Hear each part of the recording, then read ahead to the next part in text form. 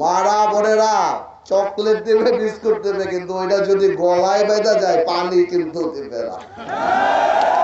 Vote পাওয়ার জন্য এমন কিছু নাই তারা করতে পারে না। আজকে আমার কষ্ট হয়, এত বড় পবিত্র একটা ধর্ম আমাদের ইসলাম, সেই ইসলামকে ব্যবহার করে যারা রাজনীতি করে শুধুমাত্র ভোটের হিসাবে মনে করে যে যদি আমরা জিততে না পারি, এই কারণে পপুলার ভোট পাওয়ার জন্য আজকে তারা বলে আমরা শরিয়া আইন চাই না।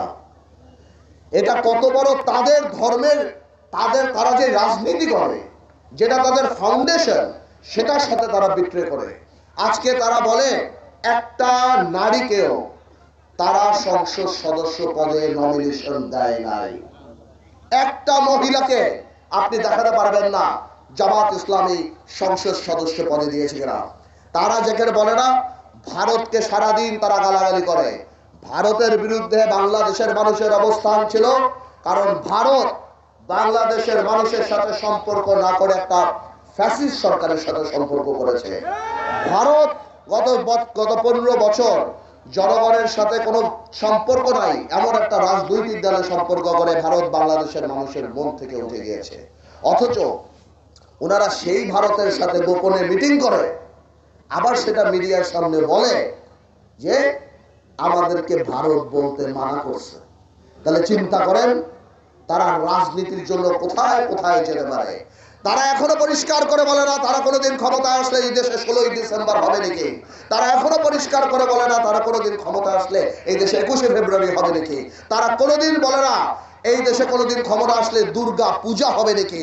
এই দেশে যেভাবে মুসলমান হিন্দু পাশাপাশি থাকে, তারা কোনোদিন ভেঙে বলে না যে আপনার বাড়িতে গান বাজতে পারবে নাকি, কারো বাড়িতে কোনো অনুষ্ঠান হতে পারবে নাকি, এই দেশে পূজা হতে পারবে নাকি, এই দেশে পহেলা বৈশাখ হতে পারবে নাকি। তারা কোনোদিনও বলে না। আজকে তারা বলে তারা শরিয়া আইন নাকি করবে না। ভোট পাওয়ার জন্য এমন কিছু নাই তারা করতে পারে না।